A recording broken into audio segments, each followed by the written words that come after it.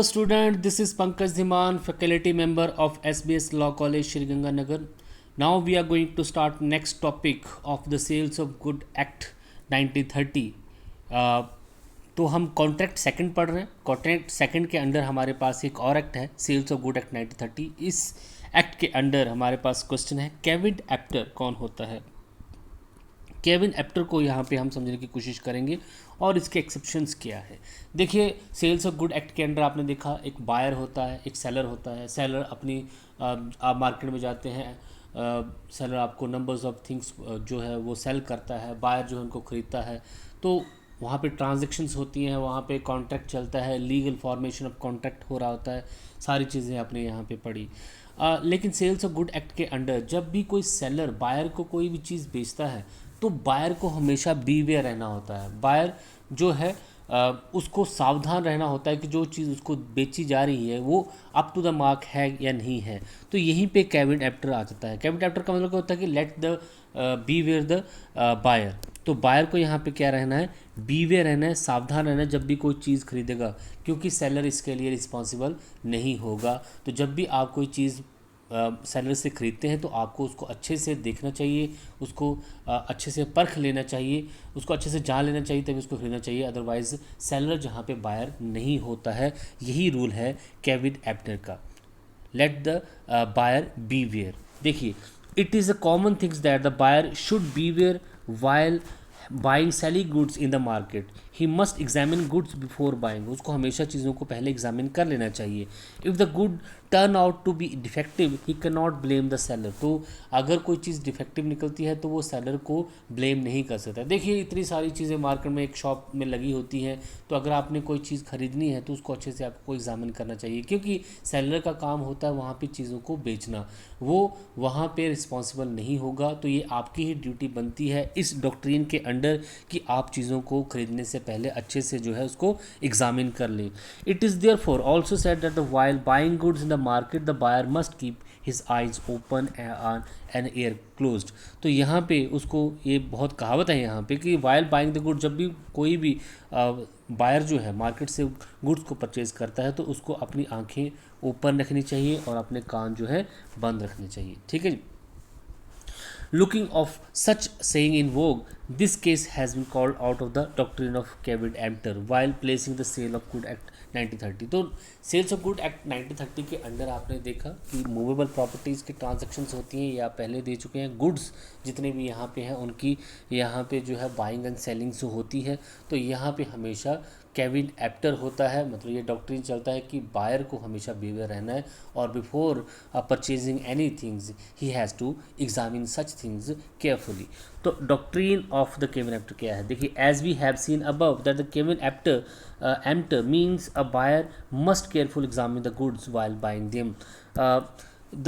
This principle was foremost propounded in the case of Biggo versus Parkinson का case था. Justice Cookburn said that whenever a buyer goes to buy and good in the market, then he must carefully examine it before buying. तो जब भी कोई चीज़ market से कोई buyer खरीदता है तो उसको अच्छे से केयरफुली उसको एग्जामिन करना चाहिए. Because the seller shall only be liable for such goods which the buyer has believed the seller and the good is described on the description.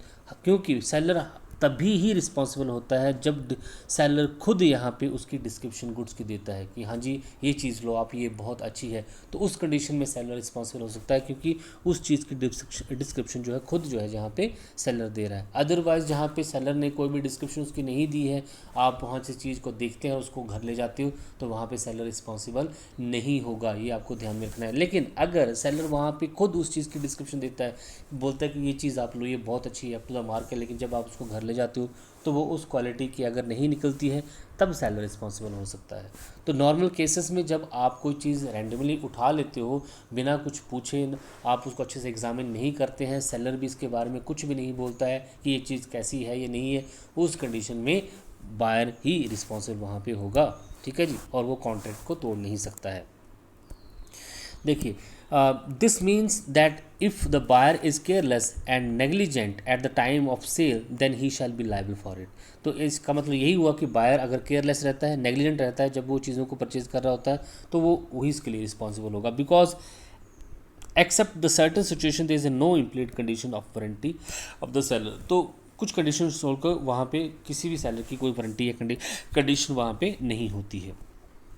देखिए वैलीज वर्सेस रसेल का केस है। It was said that caveat emptor does not means that the buyer obtain opportunity, rather it means that the buyer must be careful at the avocand। उसको हमेशा careful रहना है, avocand रहना है। The buyer has to take this on decision while buying a house, pictures और other specific goods. तो उसको जो है हमेशा बायर को क्या करना है, उसको अपना डिसीजन लेना है जब भी वो कोई हॉर्स, पिक्चर या किसी को स्पेसिफिक गुड्स वहाँ पे खरीद रहा है। If the buyer is not dependent on the decision of the description of the seller, अगर बायर जो है वहाँ पे सेलर की से कोई डिस्क्रिप्शन उसने नहीं ली है या वो खुद अपना डिसीजन ले रहा है, वो सेलर के डिसीजन पे डिपेंड नहीं है, तो उस कंडीशंस में वहाँ पे कैबिनेट एप्टर का रूल जो है अप्लाई होता है। इट मीन्स कि जब चीज़ को स्पेसिफाई खुद सेलर करता है उस कंडीशन में सेलर रिस्पॉन्सिबल हो सकता है, लेकिन जब आप सेलर के डिसीजन पे या सेलर के डिस्क्रिप्शन पे डिपेंड नहीं है, आपने खुद ही वो जो चीज़ है वो परचेज़ करनी है,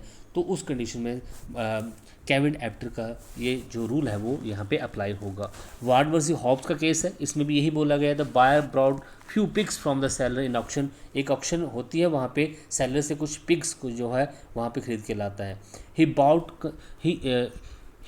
bought considering them to be a healthy. उसको ये लगता है कि ये जो पिग्स हैं, ये जो सुअर हैं, ये हेल्दी हैं, बट उनको कोई फीवर होता है। As a result all one pig died, उनमें से एक जो है वो सारे जो है उसमें मर जाते हैं। The buyer institute suit for the damage against the seller. तो अब यहाँ पे बायर जो है सेलर के अगेंस्ट सूट फाइल कर देता है, क्योंकि कॉन्ट्रैक्ट में उसने जो है चीज़ों को यहाँ पे बताया नहीं। The court held that although it was the duty of the seller to disclose the defect of the sold good, but as per the rule of the caveat emptor it is not required that the seller shall disclose each and every defect of the goods. The buyer himself had to take the sufficient care while buying the pigs. तो यहाँ पे court ने यही बोला कि हालांकि हाँ ये सेलर की रिस्पॉन्सिबिलिटी है, लेकिन यस इस रूल्स के अकॉर्डिंग, कैबिनेट एप्टर के रूल के अकॉर्डिंग यहाँ पे बायर को जो है हमेशा केयरफुल रहना है, उसको इसके डिफेक्ट को जानने की कोशिश करनी है। अगर सेलर यहाँ पे कोई भी डिस्क्रिप्शन नहीं देता है तो उसको आगे आके पूछना चाहिए कि ये पिक्स जो हैं अच्छे हैं या नहीं है। वो उसको ऐसे परचेज करके लाता है तो फिर उसकी ही रिस्पॉन्सिबिलिटी वहाँ पे भी। So it is clear that the buyer should take all the care and caution while purchasing the goods. It is doctrine of caveat emptor. अब देखिए यहाँ पे एक्सेप्शंस इसके देख लेते हैं। एक्सेप्शन क्या है, यहाँ पे कुछ एक्सेप्शंस भी हैं जहाँ पे ये रूल जो है अप्लाई नहीं होता है। ठीक है जी। फर्स्ट आपके पास यहाँ पे goods are brought for the specific purpose.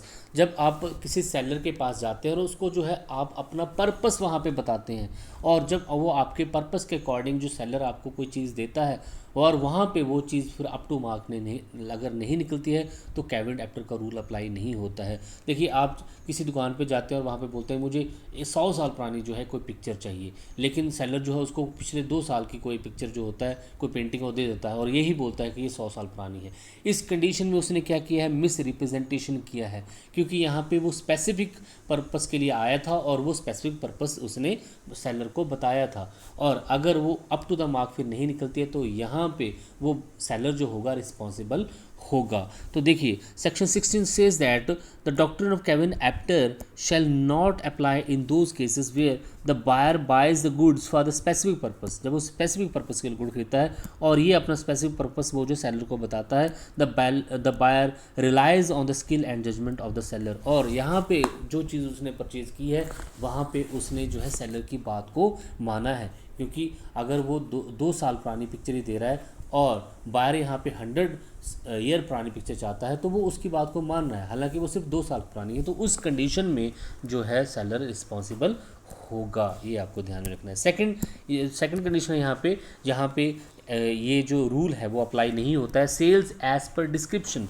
तो section 16 clause 2 of that says that where good are brought by the description from the seller who deals in the goods of that descriptions, तो यहाँ पे अगर seller खुद description देता है, खुद बताता है कि ये जो चीज़ है ये बहुत अच्छी है, आप इसको जो है परचेज़ करिए, तो जब सेलर खुद उस चीज़ की डिस्क्रिप्शन आपको दे रहा है और वहाँ पे आप उसकी डिस्क्रिप्शन के बेसिस पे उस प्रोडक्ट को जो है, उस गुड्स को जो है परचेज़ कर रहे हैं, तो अगर वो अप टू द मार्क नहीं निकलता है या वो ख़राब निकलता है या उसकी quality up to the mark नहीं होती है, तो उस कंडीशन में फिर बायर वहाँ पे कॉन्ट्रैक्ट को तोड़ सकता है और बायर के अगेंस्ट जो है डैमेज का जो है केस भी फाइल कर सकता है। तो डिस्क्रिप्शन मर्चेंटेबल क्वालिटी भी इसको बोलते हैं। तो डिस्क्रिप्शन अगर सेलर ने खुद उस प्रोडक्ट की दी है तो वहाँ पे वो लायबल है। ठीक है जी। केस भी आपके पास परिसिस वसीलास का केस है। The buyer desired from the seller such a bottle which can bear hot boiled water. तो जहाँ पे बायर ऐसी बॉटल जो है सेलर से चाहता था जो कि पानी को गर्म रखे, और सेलर जो है उसको वैसे बुक दे देता है, बोलता है कि हाँ जी यहाँ ये बिल्कुल जो है गर्म रखती है पानी को। सेलर उसको ऐसी बोतल देता है लेकिन वो पानी वैसे गर्म नहीं करता है। तो यहाँ पे उस प्रोडक्ट की जो है क्लियर डिस्क्रिप्शन किसने दी है, सेलर ने दी है। तो यहाँ पे फिर बायर जो है वो एलिजिबल हो जाता है उस कॉन्ट्रैक्ट को रिसेंड करने का, और साथ में इस कॉन्ट्रैक्ट के बेसिस पे डैमेज भी वो क्लेम जो है कर सकता है।